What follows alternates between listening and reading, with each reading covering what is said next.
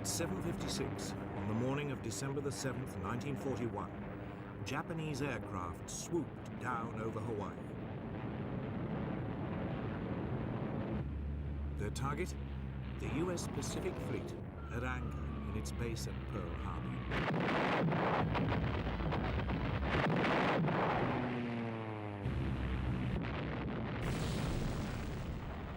Five US ships were hit immediately.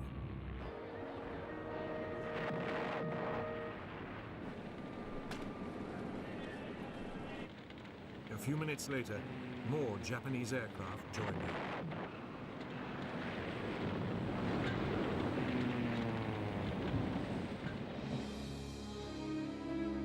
By 8:35, 2 US battleships were sinking, 2 had capsized, and 2 were badly damaged.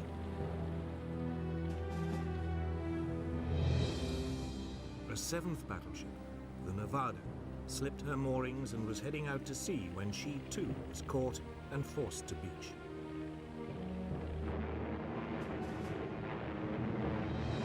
Simultaneously, Japanese Zero fighters strafed US aircraft lined up on the island's airstrips.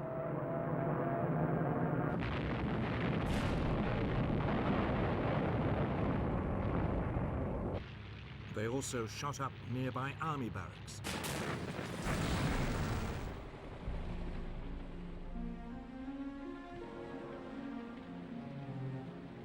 By the end of the attack, dozens of US warships had been sunk or damaged. 188 aircraft were also destroyed.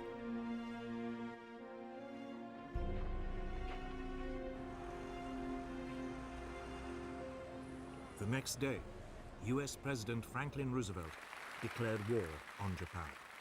Since the unprovoked and dastardly attack by Japan on Sunday, December 7th, 1941, a state of war has existed between the United States and the Japanese Empire.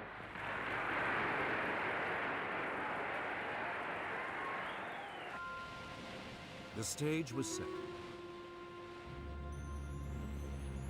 Could Japan knock out the United States with a swift blow before the huge might of America ground it down? It would become one of the great conflicts of World War II.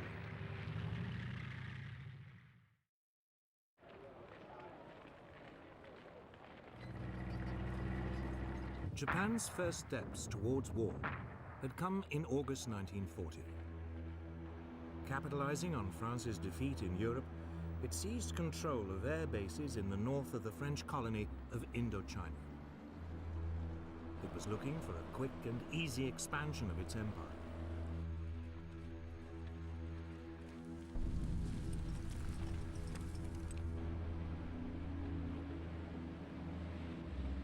A year later, it issued an ultimatum demanding the use of all French air bases throughout Indochina. When the French hesitated, the Japanese invaded and seized control of the entire colony.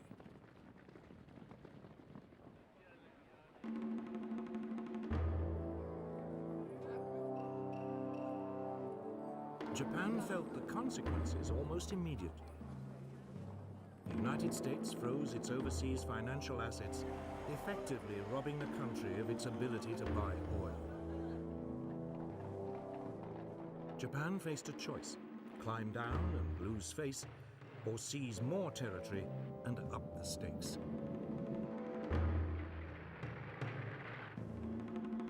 For a new Japanese government, under the aggressive General Hideki Tojo, there was no question about which course to take.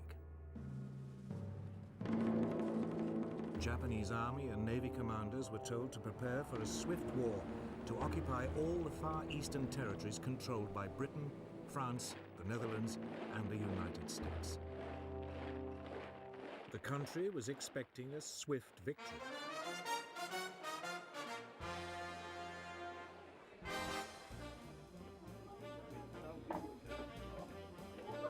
Japan saw the Americans, in particular, as a nation of pleasure lovers with no stomach for a lengthy war and heavy casualties. The Japanese military calculated that if they could destroy the US Pacific Fleet, the US would quickly sue for peace. It was now that they decided to attack Pearl Harbor. Admiral Isoroku Yamamoto, commander of the Japanese Combined Fleet, was put in charge.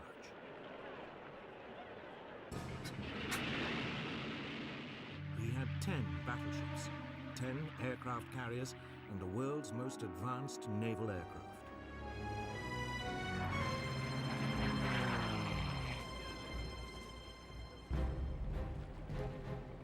Against him, the US Pacific Fleet had 8 World War I vintage battleships and 2 carriers.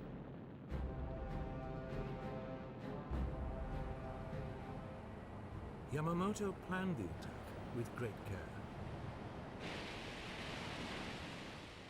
He would hit the US fleet in Pearl Harbor on a Sunday, since, according to intelligence reports, it usually spent the weekends in port.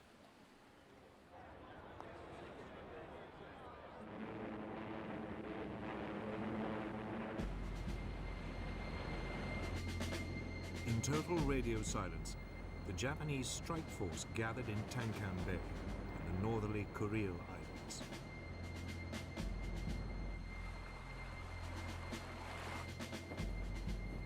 The fleet set sail on November the 26th, 1941.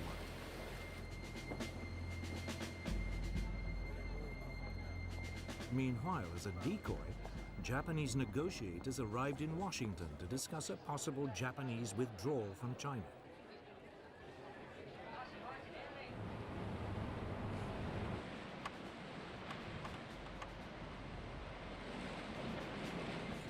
The Japanese fleet refueled after several days at sea.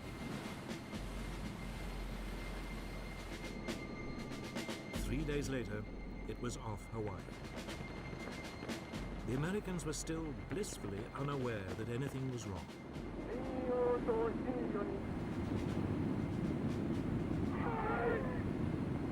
At 6 a.m. on December the 7th, after a final briefing, the first wave of Japanese aircraft took off.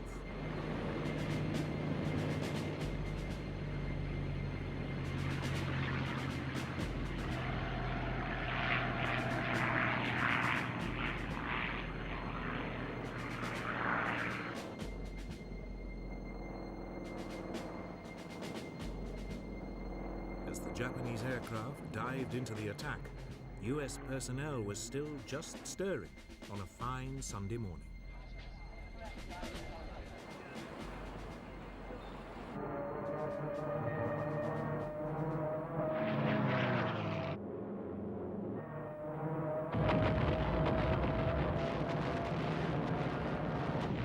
It was all over in less than 2¼ hours. Yamamoto's plan had worked like a dream. Or had it? There was only one problem. The US fleet's 2 aircraft carriers had not been in Pearl Harbor at the time and had escaped the attack.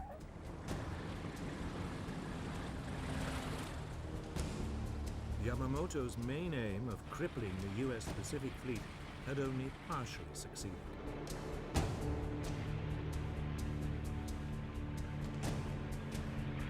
US naval air power in the region was still intact.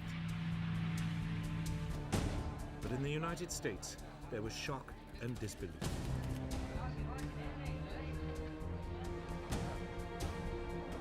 It quickly turned into a mood of fury and determination.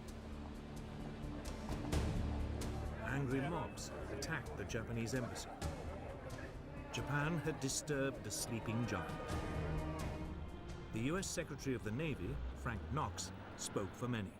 The Japs started this war. We are going to finish it.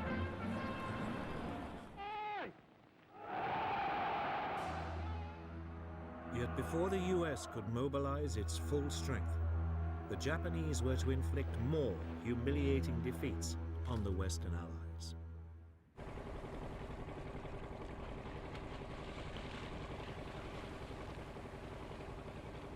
In December 1941, as America was licking its wounds after Pearl Harbor, Japan launched a series of attacks on Western colonies in Southeast Asia.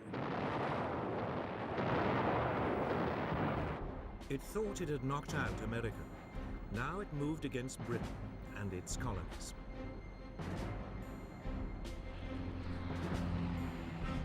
The first to be hit was Malaya, where a Japanese force came ashore in the northeast of the country.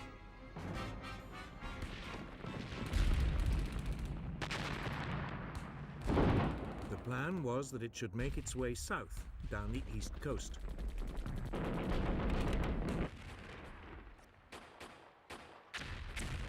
The invasion force was met by a contingent of British Indian troops. But after a day of fighting, they were brushed aside.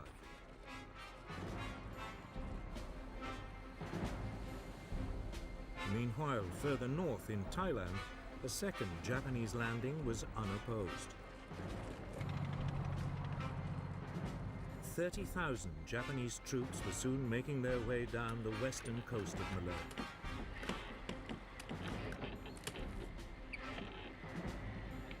The target of the two groups, Singapore, the center of British military and political rule in the Far East.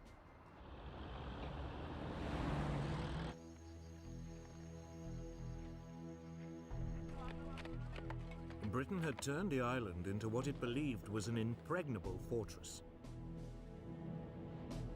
But all the guns pointed south, out to sea.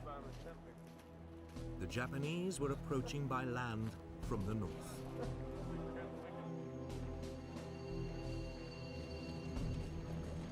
Yet British military commanders remained remarkably untroubled.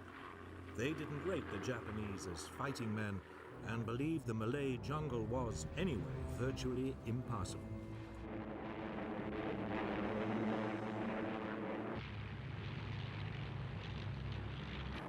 But the Japanese had other ideas. To soften up Singapore, they attacked the city from the air.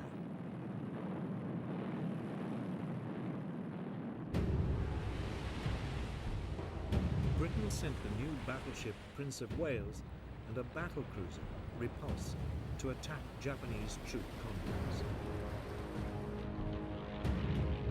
They were met by Japanese bombers.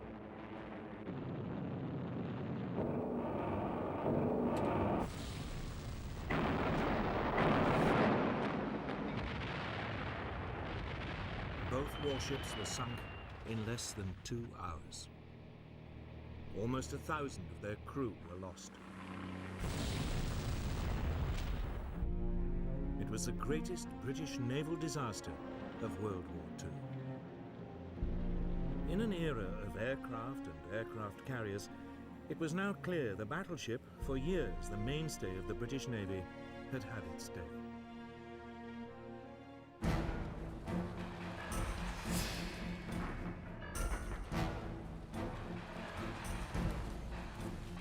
Back on land, the Japanese continued to head south towards Singapore.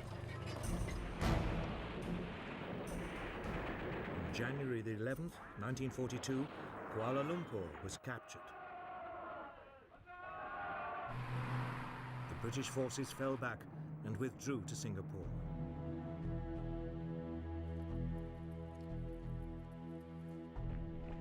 There were now about 100,000 British soldiers to defend it.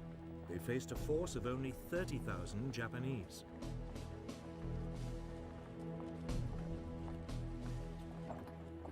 Even without their big guns, the British should have been able to hold out.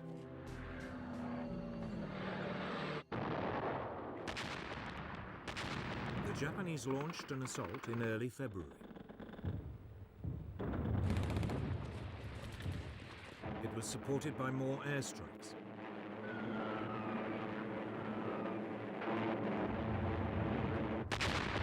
The British defense was soon reduced to chaos. Civilian casualties began to escalate.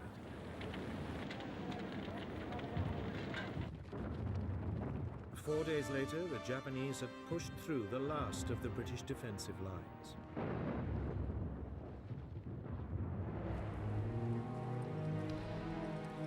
commander, General Arthur Percival, surrendered with over 90,000 men.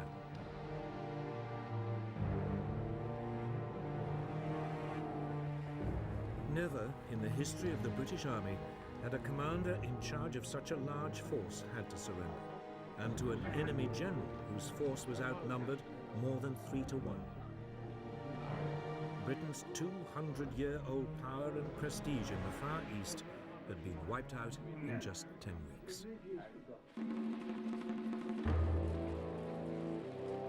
But it wasn't the only disaster.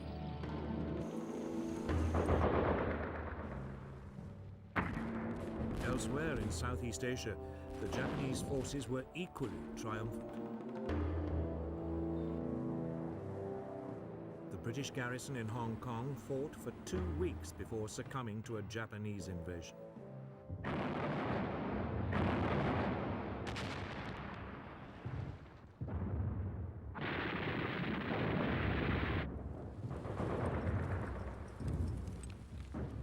In the Philippines, America fared no better.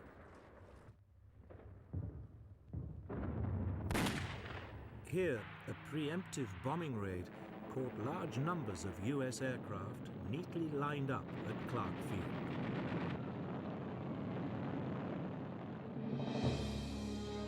Most were destroyed.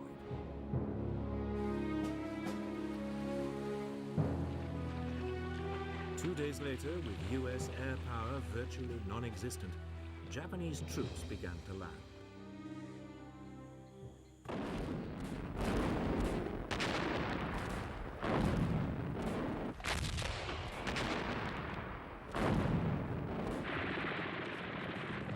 The local Philippine troops melted away.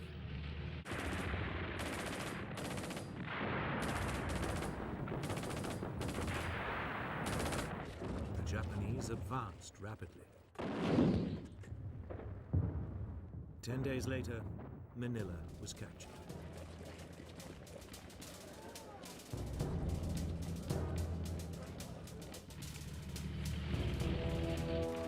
The US soldiers were forced to withdraw to the Bataan Peninsula.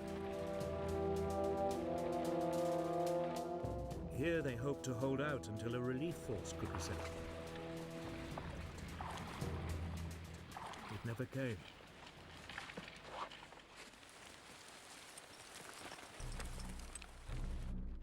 On April 3rd, 1942, Japanese troops launched a major assault on US positions. After 4 days heavy fighting, they broke through.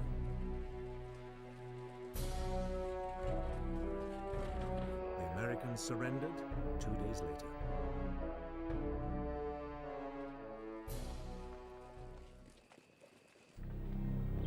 That left just one British colony in the region, Burma.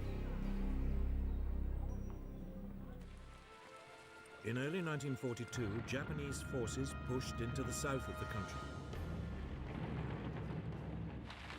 The British defenses had been utterly neglected. There were only some 15,000 men defending the country. They were no match for the Japanese.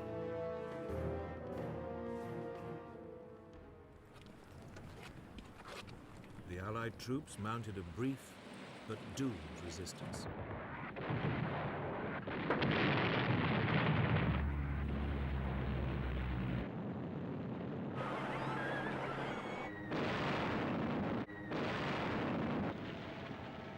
Less than 2 months after invading Burma, the Japanese had seized the capital, Rangoon.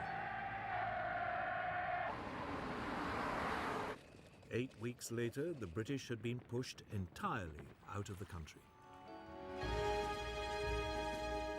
In just under 6 months, the Japanese had seized control of the whole eastern rim of the Pacific. Their Oriental blitzkrieg had been swift and crushing. Yet already, there were warning signs that they were not as powerful as they appeared.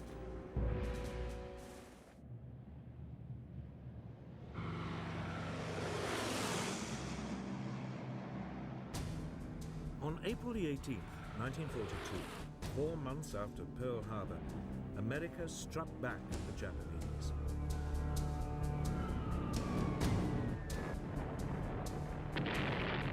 US bombers flying low over Tokyo dropped bombs on the city close to the Emperor's Palace.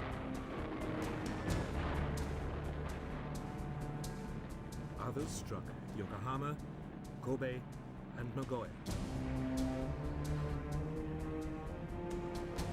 The raid, authorized by President Roosevelt himself, was daring in the extreme.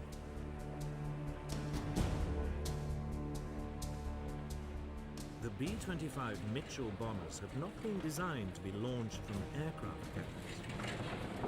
They barely managed to lumber off the deck of the USS Hornet, which had brought them to within 700 miles of the Japanese capital.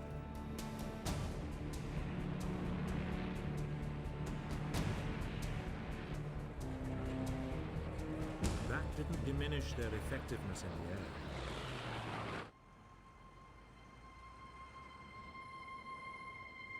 In Japan, the raids caused profound shock. After their runaway successes of the past 4 months, they had never expected an attack on their homeland.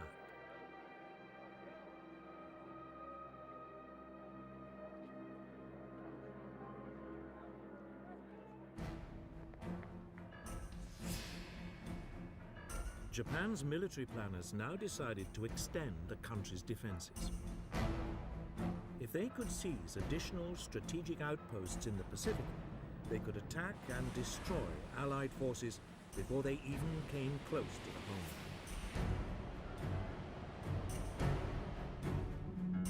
Japan already controlled much of the Chinese coast, Southeast Asia, and the Philippines.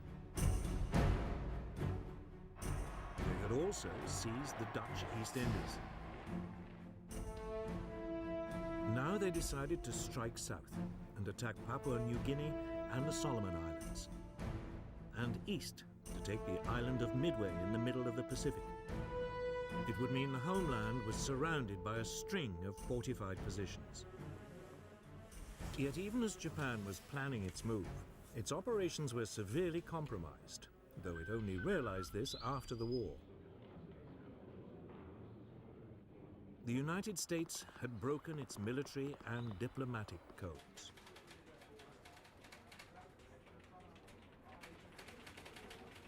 By spring 1942, the US Navy's code-breaking team in Hawaii was reading enough messages to give it a remarkably accurate insight into Japan's intentions.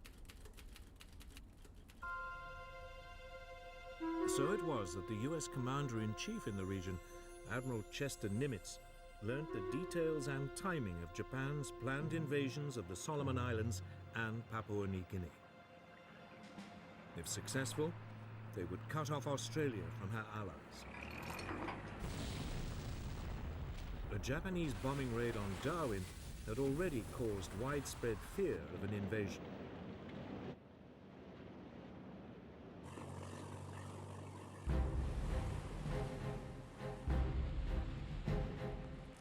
In early May 1942, the Japanese plan to widen its defensive perimeter was launched. They seized the Solomon Islands.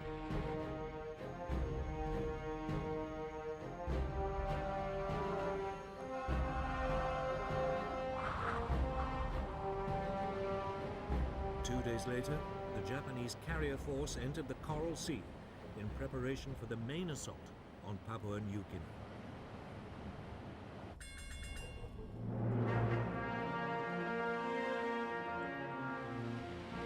But this time, the Americans had anticipated them. Admiral Nimitz had ordered 2 US aircraft carriers and a number of smaller warships into the area.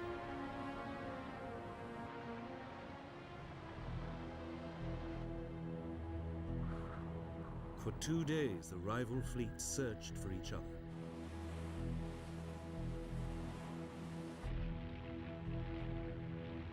Then, on May the 7th, US aircraft located and sank the Japanese carrier Shoho.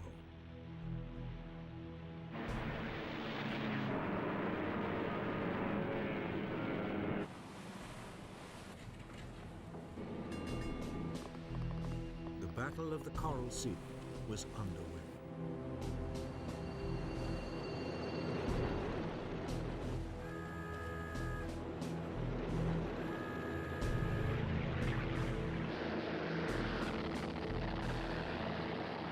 Early the following day, the Japanese responded, unleashing a hail of torpedoes and bombs.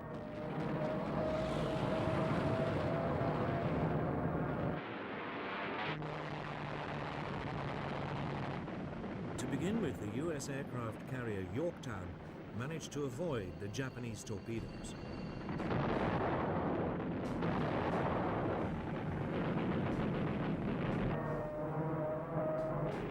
But then she took a bomb which penetrated 4 decks before exploding.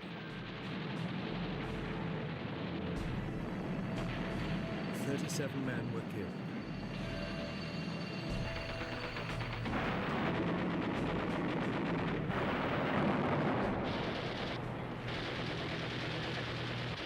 The larger and less maneuverable carrier, Lexington, was also hit by several bombs as well as 2 torpedoes.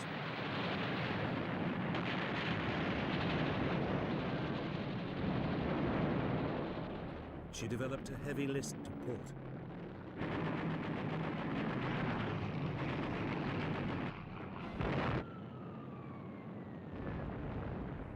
The Americans returned fire, attacking the Japanese carrier Shokaku.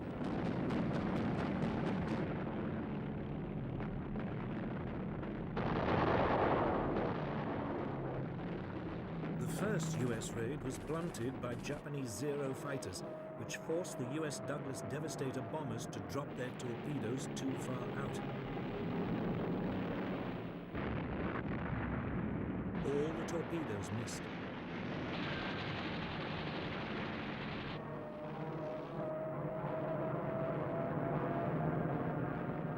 But a second wave of U.S. dive bombers struck home.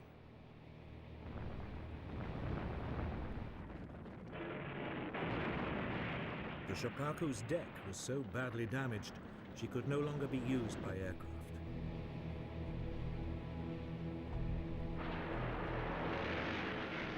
After 2 days of fighting, the 2 forces finally disengaged.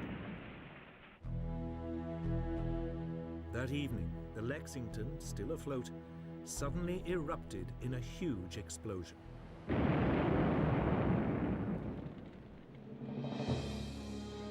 There had been an undetected leak of aviation fuel that had caught fire.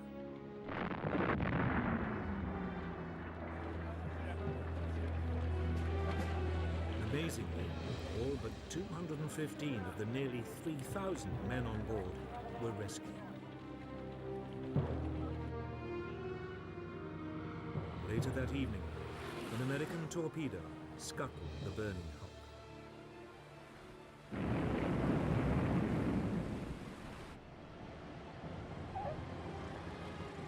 The Battle of the Coral Sea was, on paper, a draw. Each side had lost one carrier and had another severely damaged. Strategically, however, it was a major U.S. success.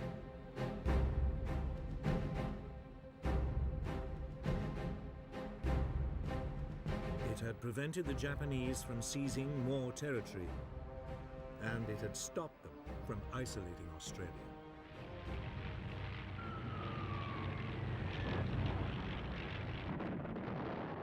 The Battle of the Coral Sea marked a new era in naval tactics.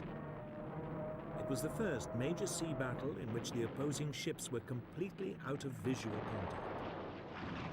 It was fought, instead, by aircraft flying from carriers.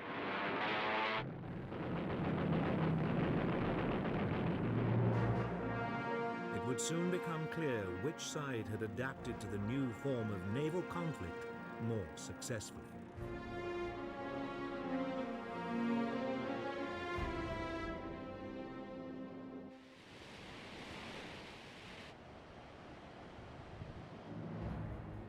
By the late spring of 1942, Japan and America were deadlocked. Japan needed a quick victory, if it was not to be ground down by the huge resources of the United States. In mid-May, it began its next move. US codebreakers reported Japanese plans for a new attack. It would be on Target AF, somewhere in the mid-Pacific. The problem for the Americans was that they had no idea where Target AF was. Could it be a reference to Midway Island near Hawaii?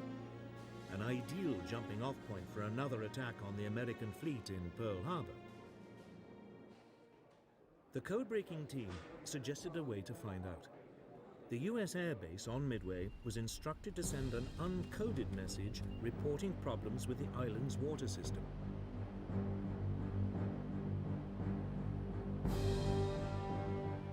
Almost immediately, the code breakers intercepted a Japanese signal that Target AF was having water supply problems. Admiral Chester Nimitz now knew exactly where the enemy would strike.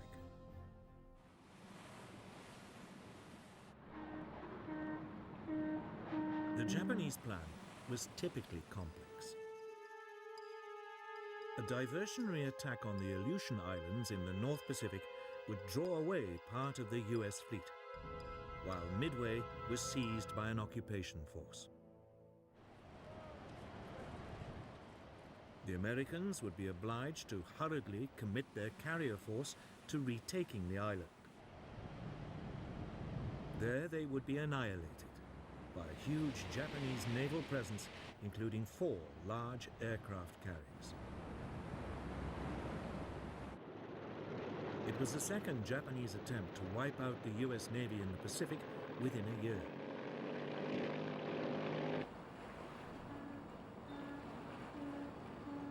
Forewarned, the American carriers left port and moved to a position where they could ambush the Japanese.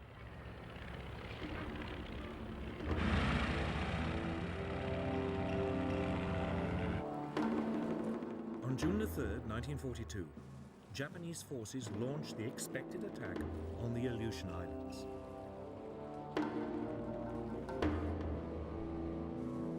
Nimitz didn't respond.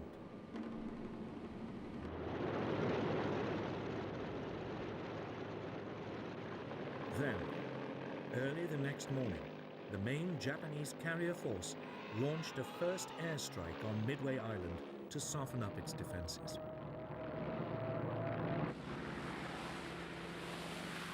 US warplanes from the island intercepted them.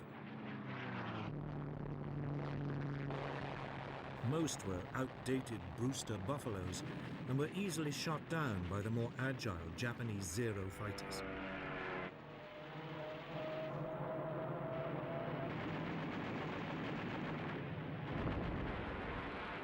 But the Japanese attack had been blunted. Midway's defenses had not been broken.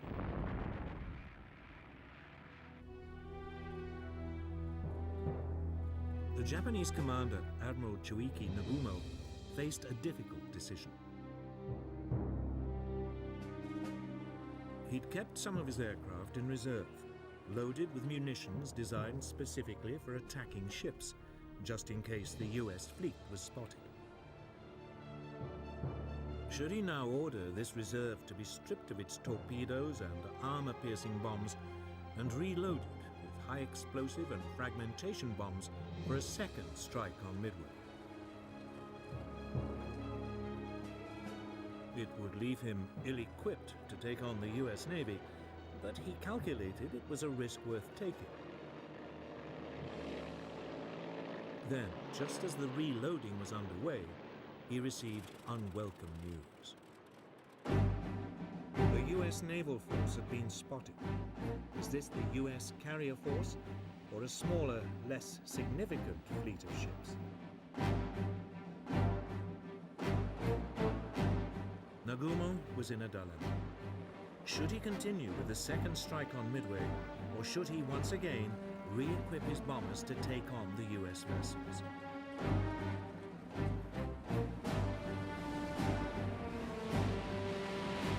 Nagumo decided to gamble. he would push ahead with the second strike on Midway. His hope was that when the bombers returned, there would still be time to rearm them to take on the US ships. Even as he weighed the odds, the Japanese carriers were attacked by US bombers.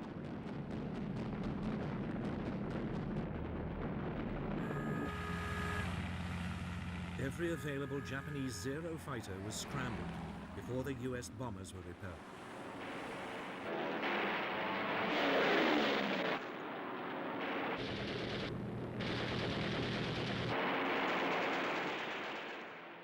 Then came another report from reconnaissance planes. The US force did indeed contain aircraft carriers. Nagumo was, once again, on the spot. His aircraft were halfway through reloading, but the US carriers were a much more important target. He took a second gun. He decided to change their weapons yet again to attack the US force. But while he did so, his ships would be sitting ducks. Almost immediately, they came under attack from low-flying US torpedo bombers. But they were old and slow and attacked without fighter support.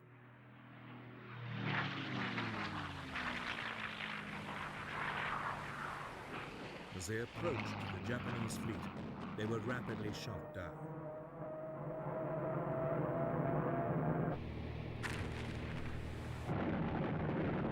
For a brief period, it looked as though Nagumo's gamble had paid off.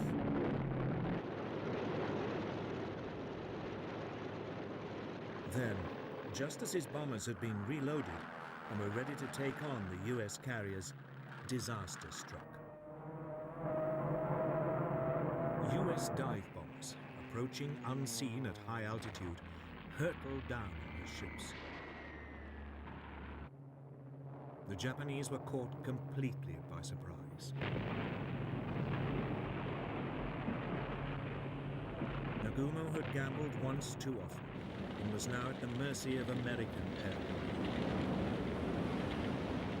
Within 5 minutes, the US dive bombers had reduced 3 of Japan's largest aircraft carriers to flaming wrecks. All would later sink.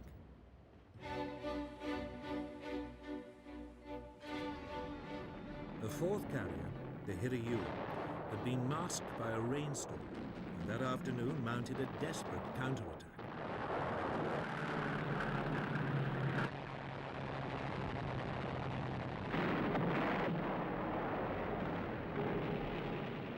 The US carrier Yorktown was severely damaged.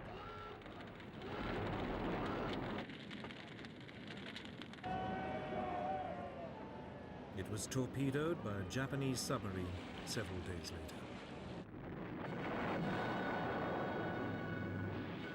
But the Japanese fight back was short-lived. Late in the afternoon that day, the Hiryu was also hit and turned into a blazing pile. In a matter of hours, Japan's mastery of the sea had been destroyed. The attack on Midway Island had achieved nothing.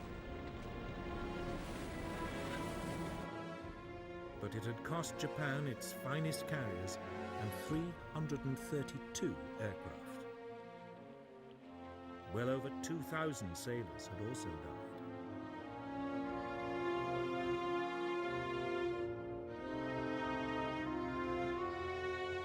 America now ruled the waves in the Pacific. Yet Japan was still undefeated on land and a powerful, threatening force in the air. In the coming months, it would try to maximize these advantages.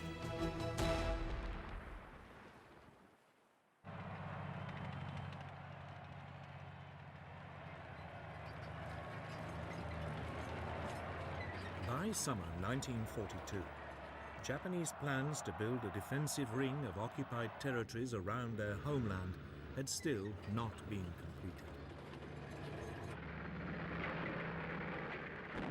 Heavy losses at sea had frustrated their attempts to grab Papua New Guinea and islands in the Central Pacific. Japanese planners now came up with a new plan. If they couldn't do it by sea, they'd do it by land. On July the 21st, a division-sized force of experienced jungle troops landed on the northern coast of Papua New Guinea. They immediately struck west to capture Port Moresby, the capital.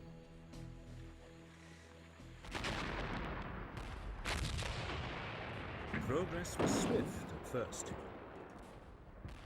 The small Australian defence force was completely outnumbered.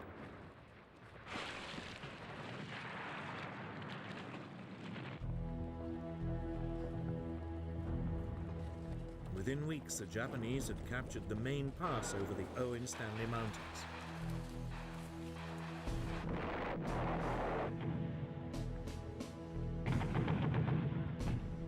They then halted to await reinforcements before the final push on Port Moresby.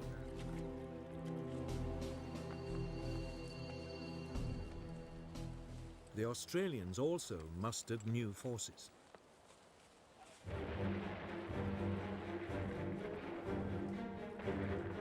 When the Japanese moved off again, they now met much stiffer resistance.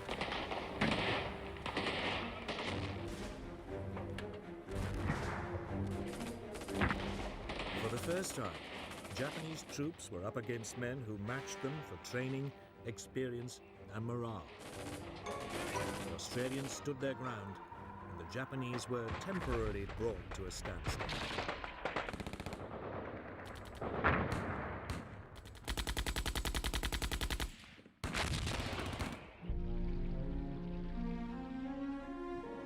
But conditions in the jungle were appalling. There was constant tropical rain.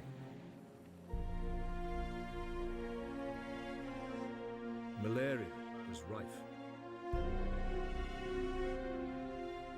The Australians were eventually again forced to retreat.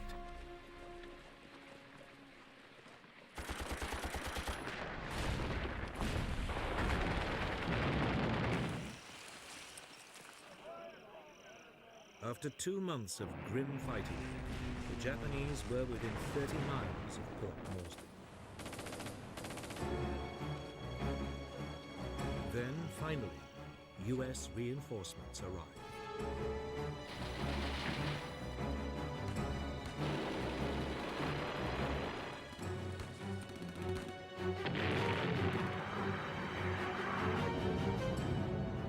Through September and October, the Japanese were, in their turn, forced back.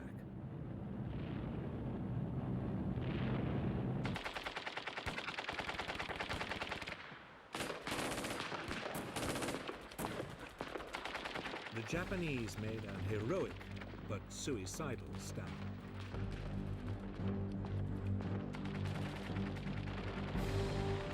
Many chose to die fighting rather than surrender.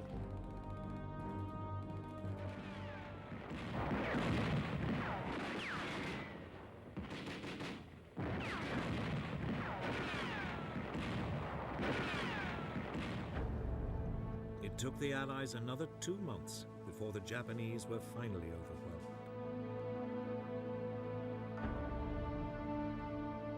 It had been a bloodbath.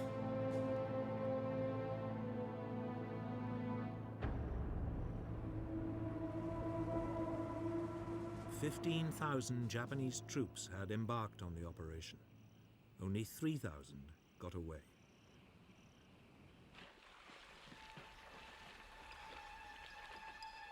The Japanese were in trouble.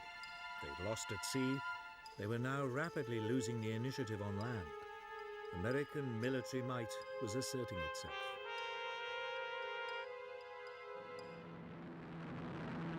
There was only one alternative left: air power.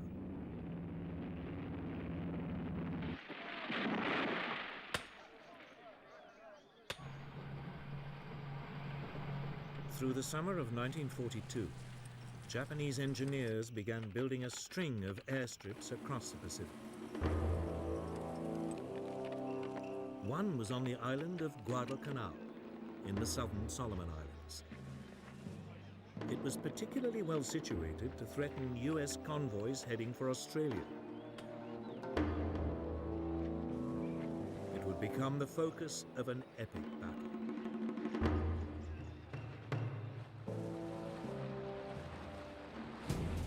In July 1942, an amphibious force of US Marines invaded the island. They landed without resistance.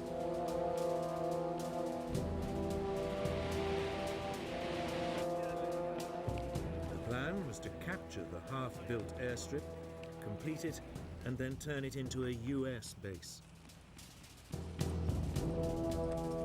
But the Japanese were not ready to give up. That night, they sent in a naval force to land reinforcements and to attack the fleet of US ships supporting the Marines.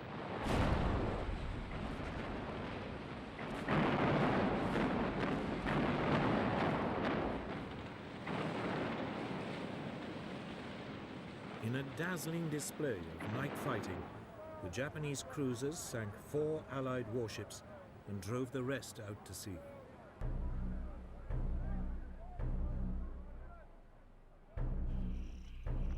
The Marines were now marooned, without supplies and without much of their equipment. They dug in around the airstrip.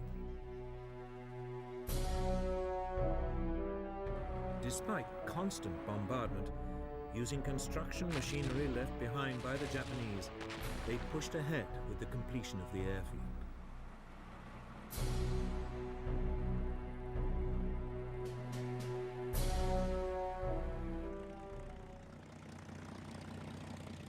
Two weeks later, a group of US Wildcat fighters and dauntless dive bombers flew in.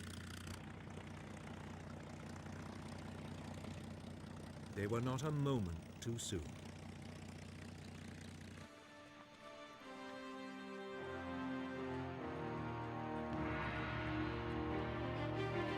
The next day, newly arrived Japanese troops launched a series of suicidal attacks on the airstrip.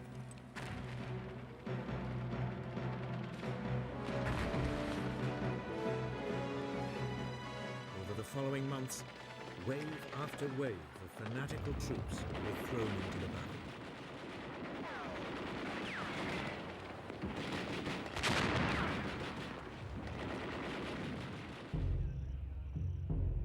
By the winter of 1942, the two sides had fought themselves to a standstill, both now dug in to defensive positions.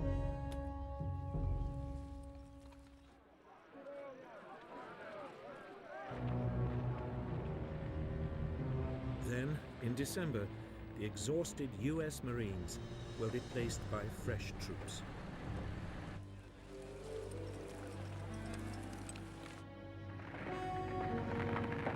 US soldiers now began a new push on the increasingly isolated pockets of Japanese resistance.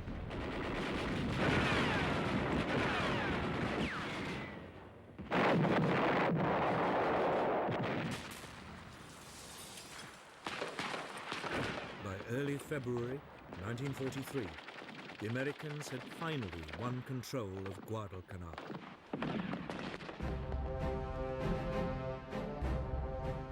They had now beaten the Japanese at sea and on land. They had even denied them access to the air. The Oriental Blitzkrieg had failed. The Japanese Empire now faced a foe that was still growing in strength at a rate it could never hope to match. It was the beginning of a fundamental shift in the course of the war.